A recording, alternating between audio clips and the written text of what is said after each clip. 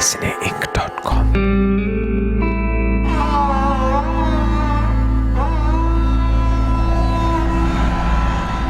नमस्कार, आदाब। मेरा नाम परवेज़ आलम है और मेरे साथ मौजूद हैं डॉक्टर प्याल सेन, जो ब्रिटेन के बहुत बड़े फॉरेंसिक साइकेट्रिस्ट हैं, स्पेशलिस्ट हैं। इसके अलावा और भी बहुत कुछ हैं और हम इस वक्त यहाँ मौजूद हैं लंदन की बहुत ही मशहूर मॉन्यूमेंट सेंट पॉल्स कैथीड्रल पर। ये जगह आपने क्यों चुनी प्याल? वैसे काफ़ी मेमोरीज़ है मेरा। फर्स्ट इम्पोर्टेंट रीज़न तो लंदन का एक बड़ा लैंडमार्क। मेरा पूरा ट्रेनिंग लंदन में, आई बीन हियर अभी क्या 25 बरस हो गया। Can I apologize at this point? मेरा हिंदी बहुत ख़राब है परवेज़, आप जानते हैं, इसीलिए I will go into English from time to time, please माफ़ कर देना। बंगला भी बोल सकते हैं। तो ये सेंट पॉल्स कैथीड्रल से लंदन के काफ़ी बड़े लैंडमार्क्स है। फ्रॉम द 15th सेंचुरी हम लोग जानते हैं, काफ़ी फायर वगैरह हुआ है यहाँ। लोग लंदन के एक लैंडमार्क बोल के सेंट पॉल्स को मानते हैं। मैं साथ में कुछ और भी दरअसल ये कहूँगा कि जो मैंने कभी सुना था कि 604 में सोचिए ये चर्च यहाँ मौजूद होता था, उसके बाद में फिर एक और बना और फिर कहीं 1666 में ज़बरदस्त आग लगी और ये चर्च जो है ये ख़त्म हो गया। और फिर क्रिस्टोफर रेन साहब एक आए और उन्होंने ज़बरदस्त डिज़ाइन दिया और ये फिर बिल्डिंग बनी। और 1967 तक ये जो सेंट पॉल्स कैथीड्रल है वो लंदन की सबसे ऊंची इमारत हुआ करती थी। और अब तो कहीं जाके वो बदल गई। लेकिन आप कुछ और कनेक्शन बता रहे हैं कि वो है ओल्ड बेली का, वो क्या मामला है? ओल्ड बेली वैसे मेरा सब्जेक्ट जो है फोरेंसिक साइकियाट्री, लोग बोलते हैं लीगल साइकियाट्री। तो या क्या करना पड़ता हम लोग को, अपार्ट फ्रॉम क्लिनिकल वर्क, हम लोग कोर्ट पे जाके विटनेस स्टेटमेंट देते हैं एज एक्सपर्ट विटनेस जजेस के सामने।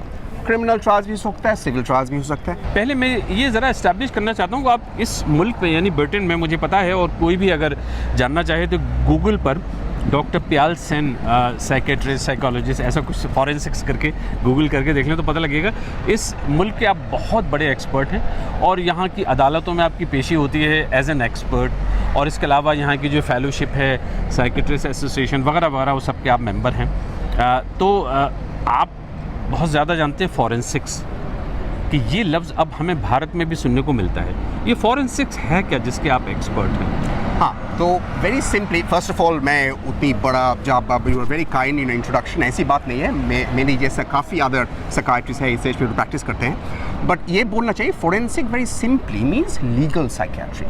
हम लोग बेसिक ट्रीटमेंट करते हैं, हमारे पेशेंट्स एक ही ट्रीटमेंट इनकाउंटर करते हैं जो जनरल साइकियाट्रिस्ट करते हैं। हमारे एक एडिशनल एक्सपर्टीज़ है कोर्ट्स में, अगर जज पूछे कि कोई ने किसी क्राइम कमिट किया तो क्या मेंटल इलनेस इसमें कोई रोल प्ले कर रहा था या नहीं, इसमें वो हम लोग को बुलाते हैं कोर्ट में टू गिव एविडेंस।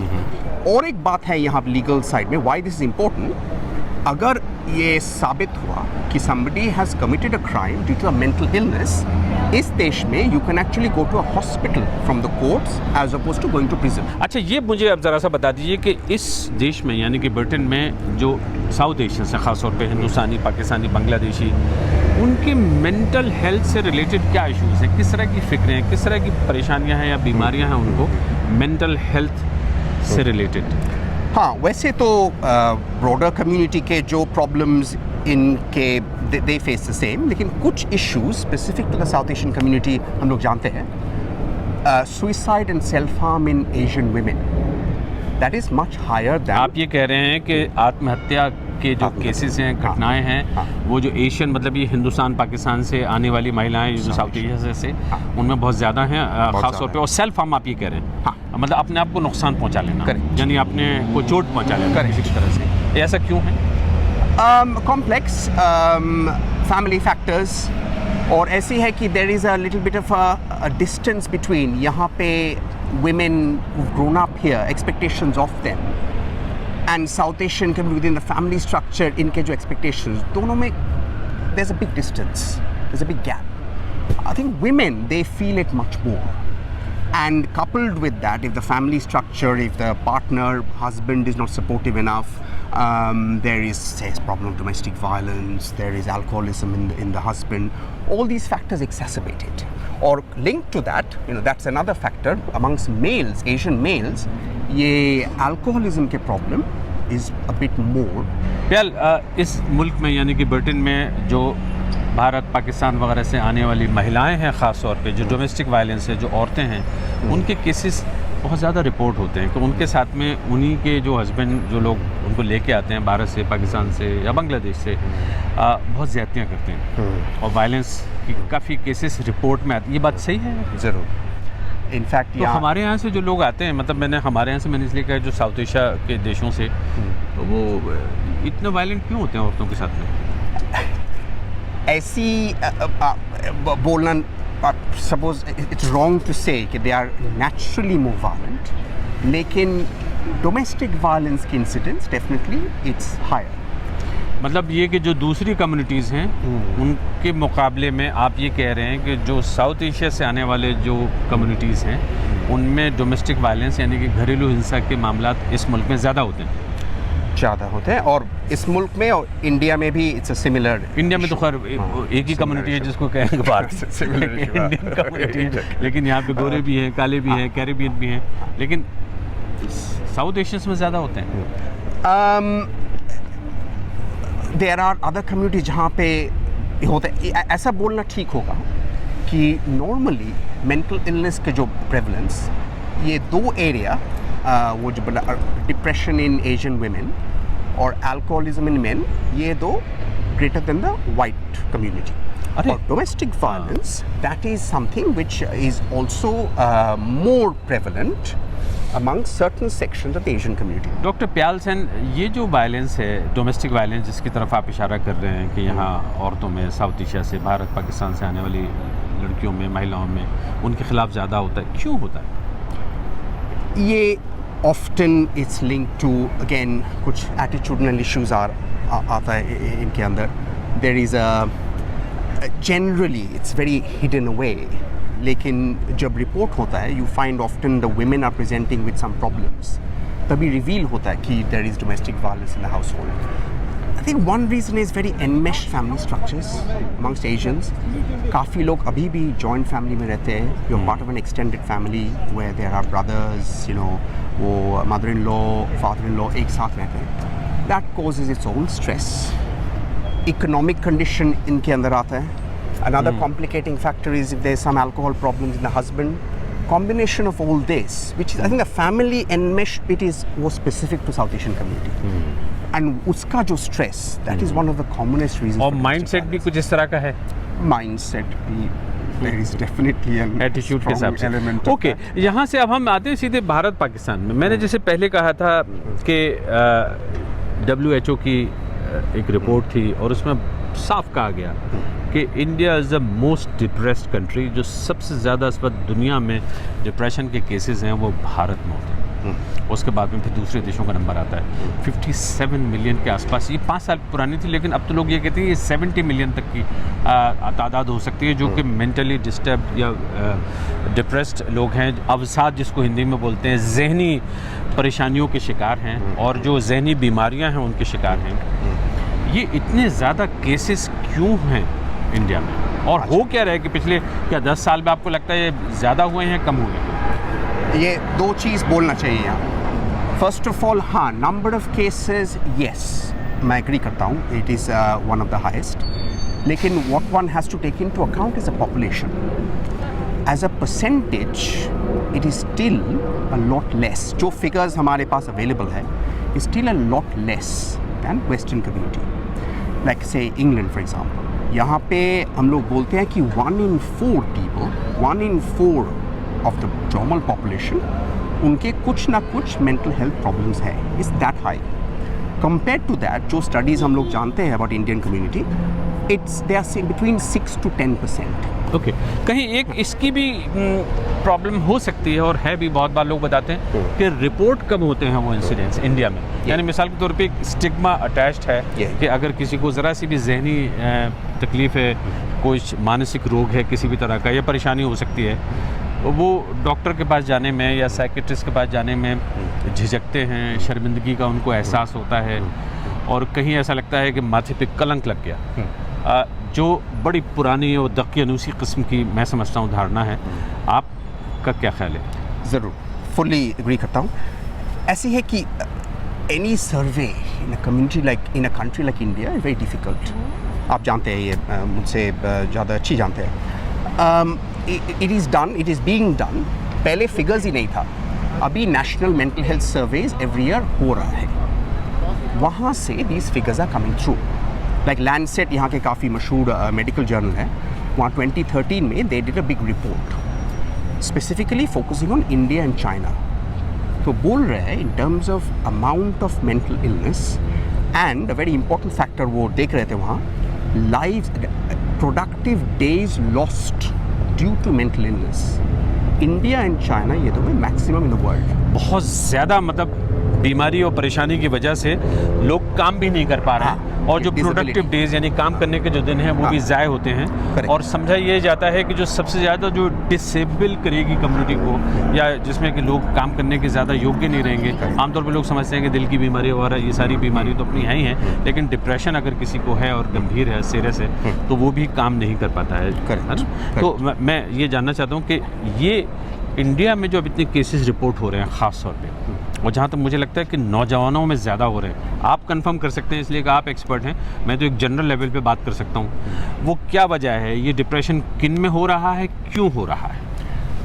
सो आप पूछे नौजवान के बारे में, that is target group, young men and women. लेकिन मैं ऐसा नहीं कहना चाहूँगा कि it's just confined to the young, the elderly. We are more and more seeing depression, dementia is rising in India. Absolutely, and this is very recent phenomenon. ऐसा कह सकते हैं आप कि अभी डायग्नोज हो रहा है ज़्यादा, पहले भी था, अभी डायग्नोज हो रहा है। लेकिन the cause I think is the same.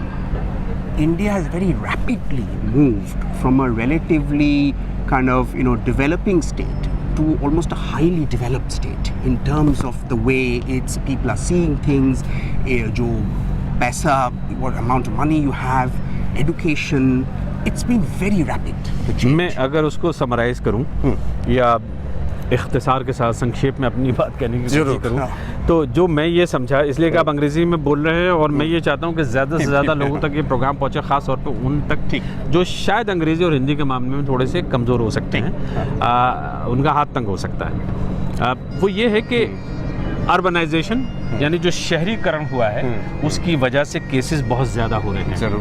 दूसरी बात ये कि ग्लोबलाइजेशन का भी बहुत ज़्यादा इम्पैक्ट हुआ है, जो हमारी जहनी अमराज जिसको बोलते हैं, मानसिक रोग हैं, उनमें इजाफा होने का एक बड़ा जो कारण है, वजह है, वो ये भी है। करेक्ट। इंडस्ट्रियलाइजेशन एक लेवल पे, जैसे कि गाँव से लोग शहरों की तरफ आ रहे हैं, और जब शहरों में आते हैं तो उनके साथ में तरह तरह की समस्याएं आती हैं। ये इशू, ये वजह है क्या? ये करेक्ट। वो मैं जस्ट ऐड करूँगा, वो ये कुछ स्टडीज़ बताए हैं कि इंडस्ट्रियल वर्कर्स के with in them mental illness ज़्यादा डायग्नोज हो रहा है, and that is because of the long work hours, शायद ये अर्बनाइजेशन आप बताए, वर्क प्लेस कल्चर, ये सब फैक्टर्स हैं। तो भारत में जो नौजवान हैं उनमें मैं ये पूछूं कि क्या वजह हो सकती है एक इतनी डिप्रेशन की और परेशानी की?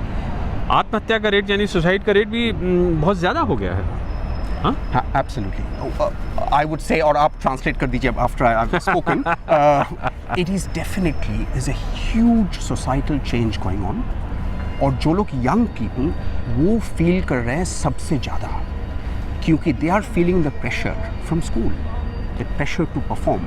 पहले मैं ये बोल सकता हूँ कि ambitions, say somebody in a metropolitan area या village, more limited थे, और मैं दिल्ली पहुंच गया या बॉम्बे पहुंच गया काम के लिए, that was enough. अभी सब लोग ग्लोबली सोच रहे हैं, which is good for India. So, in the past 10 to 15 years, India has really become a global power, and that's a manifestation of that. But these are the also rans. That's also a problem for one person sitting there. जो say, I don't know, let's pick a town, Indore, and he is not just thinking that if I get to Delhi, it's the extent of my ambition. He is thinking globally, and that of course means that काफ़ी लोग जो achieve कर रहे हैं great, जो नहीं achieve कर रहे हैं, those are the ones who are getting to mental health professionals, and that is where you see the problems. मतलब ये कि जो जिसको नौकरी मिल गई है और जो मेरी और आपकी तरह से यहाँ लंदन आ गया या कहीं और चला गया या बड़े शहरों में चला गया या अच्छी नौकरी भी मिल गई उसको, वो तो खुश है, लेकिन एक बड़ी तादाद में जिनको ये सब कुछ नहीं मिल पा रहा है वो नाउम्मीद भी हैं, उदास भी हैं, परेशान भी हैं। और शायद ये वजह ये है। Absolutely. और ये जो इंटरनेट कल्चर में अभी सब लोग जानते हैं कि वो पर्सन ए क्या कर रहा है, पर्सन बी क्या कर रहा है, तभी you sort of start to think that वो कर रहा है, why not me? ये this fear of under achievement, psychiatrist बोल रहा है, काफ़ी पेपर्स हैं इसके, that's one of the big factors amongst the youth. रोजगार यानी कि एम्प्लॉयमेंट कितना बड़ा रोल प्ले करता है इसमें? बहुत बड़ा रोल प्ले करता है. कैसे?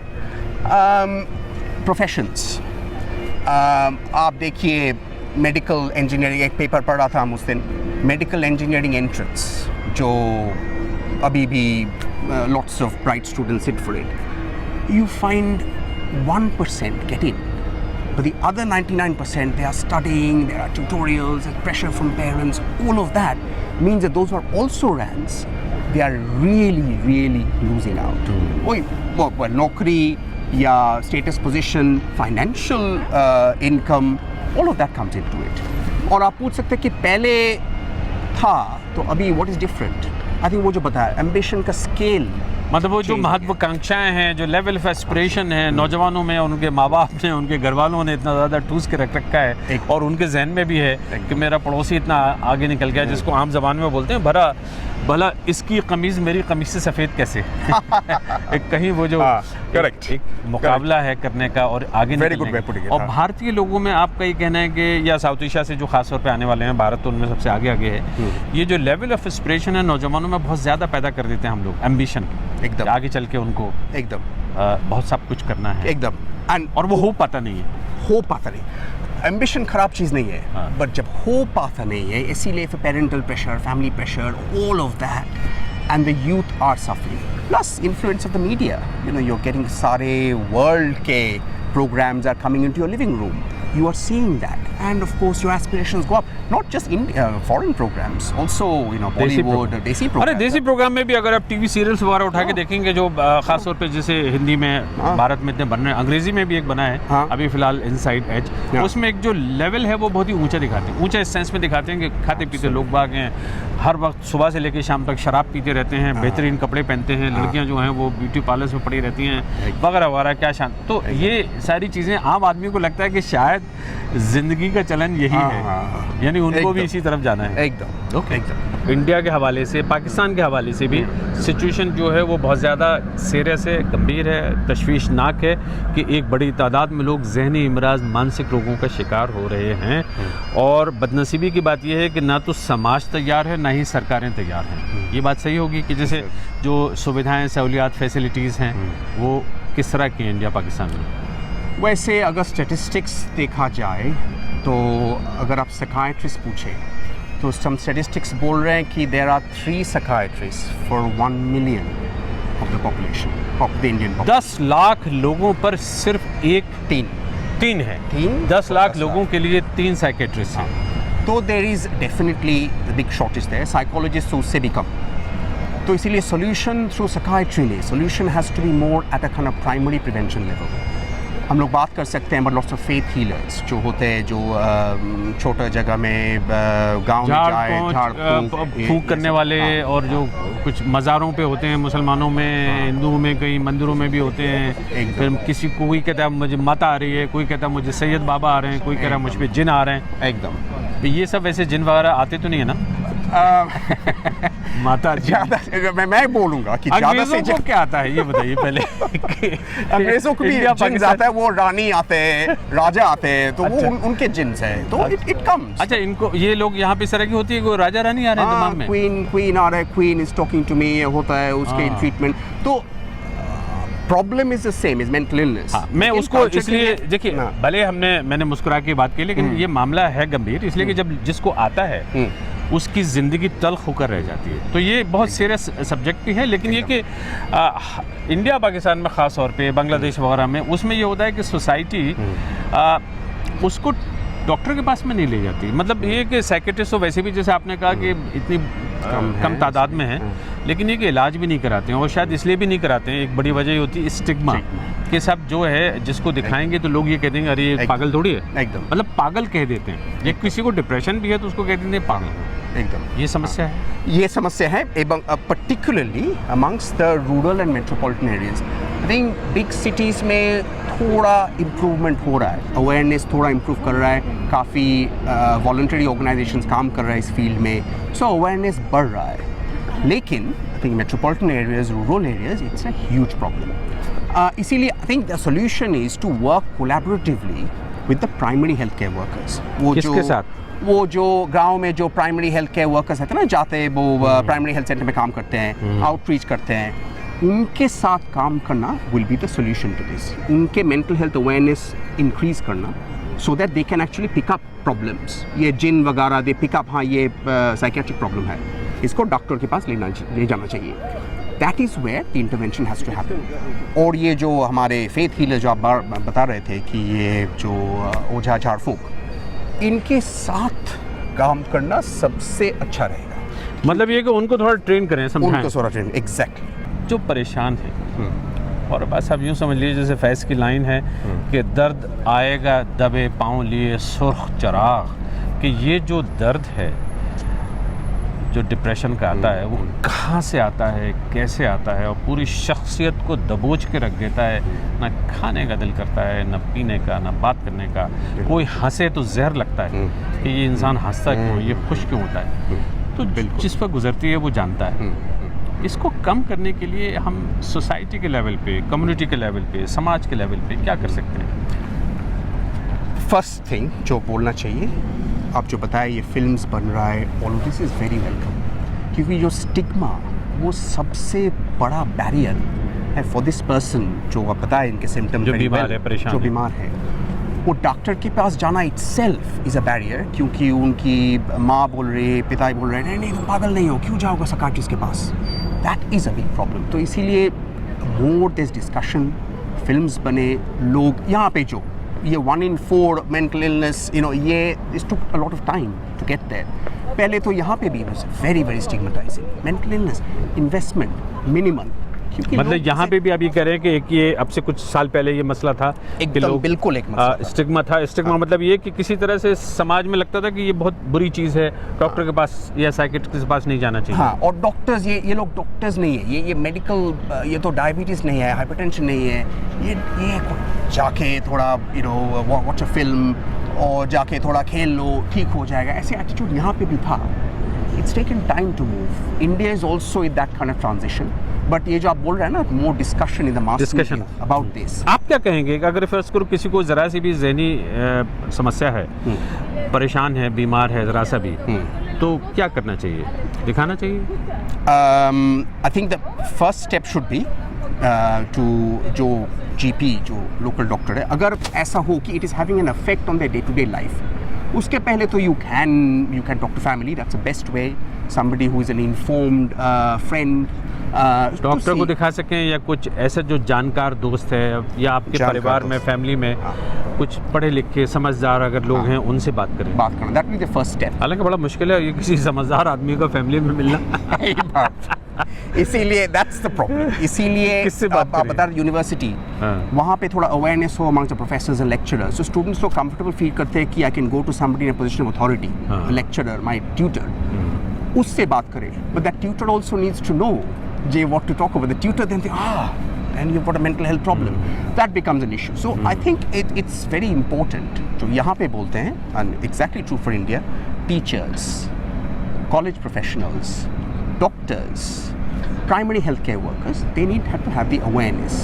So when that person suffers, he can find somebody to go and talk to. मैं समझता हूँ उसमें ये समझ रहा हूँ कि पहले ये जैसे आपने कहा डॉक्टर्स, टीचर्स वगैरह जो भी प्राइमरी हेल्थ वर्कर्स हैं, इनको भी जानकारी दी जाए, इनको पढ़ाना, जैसे कहते हैं ट्रेनिंग द ट्रेनर, एब्सोल्युटली। मतलब पहले इनको थोड़ा सा समझाया जाए कि भाई होती क्या चीज़ है ये, उसके बाद में फिर लोगों को इस बात के लिए इनकरेज किया जाए कि लोग ऐसे लोगों के पास जाएं और अपने इश्यूज़ को डिस्कस करें। अगर मैं ये कहूँ कि जो लोग डॉक्टर प्याल सैन को इस वक्त सुन रहे हैं और देख रहे हैं कि आखिर ऐसी कोई 3 चीज़ें बता दीजिए जिससे ये जो ज़हन है ना परेशान रहता है, लोगों के अपने मसाइल हैं, समस्याएं हैं, ज़रूर किसी तरह से एक आराम मिल जाए। 3 चीज़ें। फर्स्ट तो मैं बताऊंगा कनेक्ट, ये सोशल नेटवर्क, जो connecting with more and more people, वो एक वेरी इंपॉर्टेंट फैक्टर हमारे रिसर्च दिखा रहे हैं फॉर पॉजिटिव साइकोलॉजी। मतलब ये कि connection. ज़्यादा से ज़्यादा लोगों के साथ में अपना सिलसिला बनाए रखें, ज़रूर। ऐसा ना हो कि अलग थलग कट के एक तरफ बैठ जाएं। कई लोग इसका मतलब ये ना निकाल लें कि सोशल मीडिया पे आ जाएं और वहाँ पे विद इन रीजन वहाँ पे आके गाली गुप्तारी शुरू करें। हाँ। या बहुत सारे ट्रोल्स जो हैं जो उनको लगेगा ये स्ट्रेस कम करने का तरीका है। बात ही मैं कनेक्ट बोल रहा हूँ, फेस टू फेस कनेक्शन, एक दूसरे के साथ में मिलें, दोस्तों से बातें करें, दोस्तों से बात करें।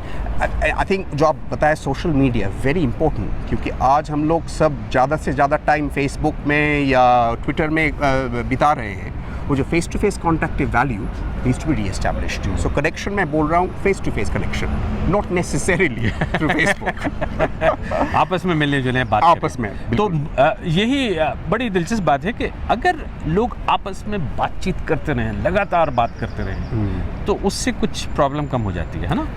If they are positive connections, ऐसी है कि सोसाइटल फैक्टर्स के आप बात कर रहे हैं जिनसे वो आपके stigma, they have attitudinal issues about आपके problems, and so trusted friends, that kind of connection is very very important. So connection, by that I mean positive connections, but everybody should aspire to that. That's a very important factor for positive psychology, positive mental health. दूसरा मैं बताऊंगा active, अपने आप को physical मसरूफ and रखने काम mental. करें। हाँ, एक्सरसाइज, लर्निंग न्यू स्किल्स, जो कुछ नई चीज़ें सीखें, नई चीज़ें, कोई नई लैंग्वेज सीखना शुरू कर दिया, नई बुक्स पढ़ना हो, या कोरमा बनाने की नई नई कोरमा बनाना, तरकीब या biryani. Very therapeutic, very therapeutic.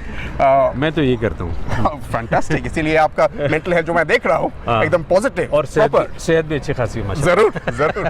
खैर, तो बिजी रखें और कुछ नई नई चीज़ें सीखें। इसके अलावा थर्ड, आप तीन बताए, थर्ड मैं कहूँगा कि टू बी माइंडफुल।